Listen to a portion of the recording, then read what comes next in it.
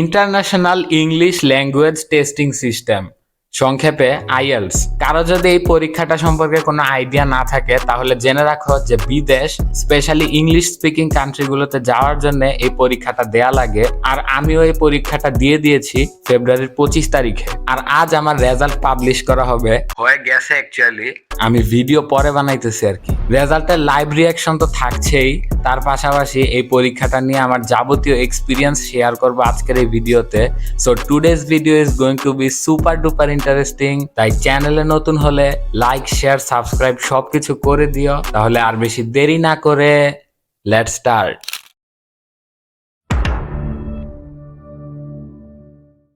Welcome back to the video guys. তো আমার 3-4 মাসের প্রিপারেশন শেষে আমি ফেব্রুয়ারির 25 তারিখে আমার আইএলস টেস্টটা দেই। এটা হচ্ছে ইউকেভিআই আইএলস, যেটা রেজিস্ট্রেশন ফি সাধারণ আইএলস এর চাইতে বেশি। আর টেস্ট ফরম্যাটটা ছিল কম্পিউটার ডেলিভার্ড, মানে কম্পিউটারের সামনে বসে পরীক্ষা দিতে হয়েছে আর কি। আমার এই টেস্টের রেজিস্ট্রেশনের জন্য এক্স্যাক্টলি 24,850 টাকা খরচ করতে হয়েছিল।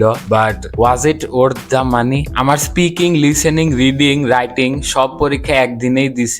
স্পিকিং টেস্টটা আমার সকাল 10টা থেকে শুরু হওয়ার কথা, তাই বেশি সময় নষ্ট না করে আমরা সপরিবারে সকাল 7টায় গিয়ে সেখানে উপস্থিত হয়ে যাই। আর এই স্পিকিং টেস্টের আগে এত সময় বসে বসে টাইম পাস করতে করতে আমি পরীক্ষা শুরু হওয়ার আগেই ক্লান্ত হয়ে গিয়েছিলাম। আর special thanks to my dad. সেন্টারের বাইরে প্রায় 3 ঘন্টা বসে বসে টেনশন করার পর 10টা বাজার এক্স্যাক্টলি 10 মিনিট আগে আমি রুমের ভেতরে প্রবেশ করি। আর সেখানে আমার এক ফ্যান বয় আমার ছবি তুলে সিগনেচার নেয়। সবচেয়ে অবাক তো তখন হয়েছিলাম যখন দেখি সে আমার ফিঙ্গারপ্রিন্টও নেওয়া শুরু করে দেয়। আমার কাছ থেকে পাসপোর্ট বাদে সবকিছু ছিনিয়ে নেওয়ার পর আমাকে একটা ওয়েটিং রুমে বসতে বলে। পুরো প্রসেস শেষে আমি ফাইনালি একটা ছোট্ট রুমে প্রবেশ করি, যেখানে সিসিটিভি, ডিএসএলআর, ওয়েবক্যাম সব ধরনের ক্যামেরা দিয়ে জায়গাটাকে ঘিরে রাখা হয়েছিল।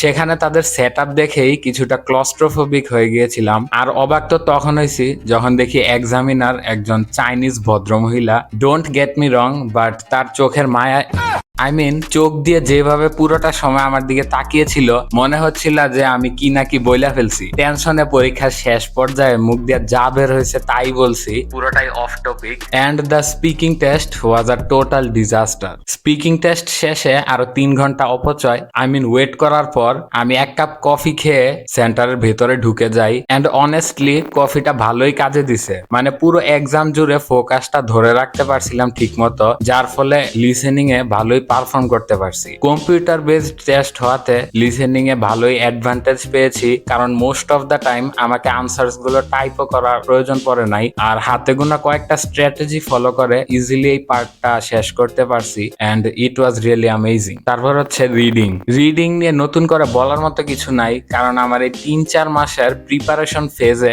আমি সবচেয়ে বেশি এই পার্টটা নিয়ে পড়াশোনা করছি। আর এই পার্টে আমার টাইম নিয়েও বেশি একটা প্যারা নিতে হয় নাই, মানে পরীক্ষা শেষে রিভিশন দেওয়ারও যথেষ্ট টাইম পেয়েছিলাম। কিন্তু শেষের দিকে কয়েকটা আনসার আমার গেস করে দিতে হয়েছিল, কারণ মনিটরটার দিকে তাকিয়ে থাকতে থাকতে আমার চোখ জ্বালা করা শুরু করে দিয়েছিল শেষ পর্যায়ে। তাই প্যাসেজটা কেমন জানি হিজিবিজি লাগতেছিল। ওভারঅল এই পার্টটা ছিল average. At the end writing, the writing part was another disaster. প্রথমত লিসেনিং আর রিডিং পার্ট শেষে আমি টয়লেটে যাওয়ার প্রয়োজনীয়তা অনুভব করি। তাই যারা গার্ডে ছিল তাদের বললাম যে স্যার আমি একটু টয়লেটে যাই, সেখান থেকে এসে রাইটিং পার্টটা শুরু করবো একেবারে। কিন্তু না, হালারা বলে কি আগে রাইটিং পার্টটা শুরু করো তারপর যাও টয়লেটে। তার মানে যতটুকু টাইম আমি টয়লেটে স্পেন্ড করব ততটুকু ওরা আমার 60 মিনিট থেকে কেটে নিবে। তাই সময়ের মূল্য বুঝতে পেরে আমি আর টয়লেটের দিকে পা বাড়াইনি। চাপ নিয়ে পরীক্ষা শুরু করেই আবার শখ খেলাম ইউজুয়ালি রাইটিং এর টাস্ক 1 এর প্রশ্নগুলো কেমন হয়, line graph, bar graph, pie chart অথবা এগুলোর একটা হাইব্রিড ভার্সন। আমার বেলায় আসছিল ম্যাপ, মানে একটা নির্দিষ্ট জায়গার 100 বছর আগে ও পরের দুইটা ম্যাপ দেয়া ছিল, আমার এই দুইটা ম্যাপ কম্পেয়ার করা লাগতো আর কি। And the most difficult part was দুইটা ম্যাপই ছিল পাস্ট, আর এর জন্য গ্রামার নিয়েও আমার অনেকবার ভাবা লাগছে। আর এত ভাইবা লেখার শেষে দেখি মাত্র 123 ওয়ার্ড হয়েছে। পরে আরেকটু কাস্টমাইজ করে লিখতে লিখতে শেষে গিয়ে দেখি আমার 23 মিনিট নাই। তাই তাড়াতাড়ি টাস্ক 2 লেখা শুরু করি। এন্ড অনেস্টলি বলতে গেলে টাস্ক 2টা বেশ ইজি ছিল।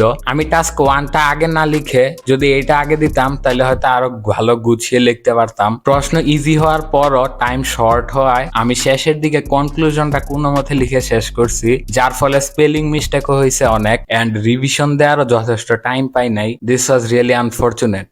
আর সত্যি বলতে স্পিকিং আর রাইটিং এর এমন ভরাডুবির পর আমি টেনশনে পড়ে গেলাম এইভাবে যে আমার রেজিস্ট্রেশন ফিসটা হয়তো জলে গেল। ইউকের ইউনিভার্সিটিস গুলোতে অ্যাপ্লাই করার জন্য আইএলটিএস এ মিনিমাম স্কোর 6 থাকা লাগে, বাট আমার তো মনে হইতেছে যে আমি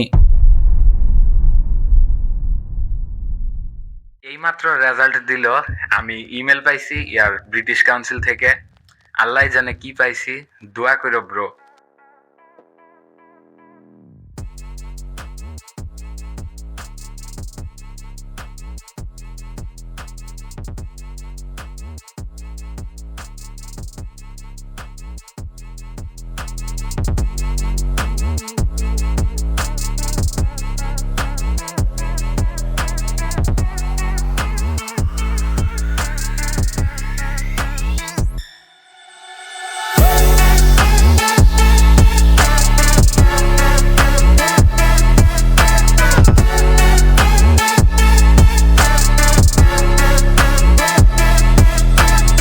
আলহামদুলিল্লাহ ভাই, কি যে শান্তি লাগতেছে কেমনে বুঝাই।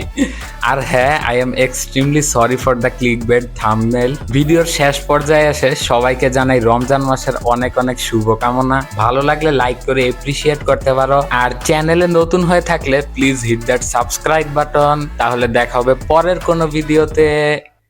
টাটা।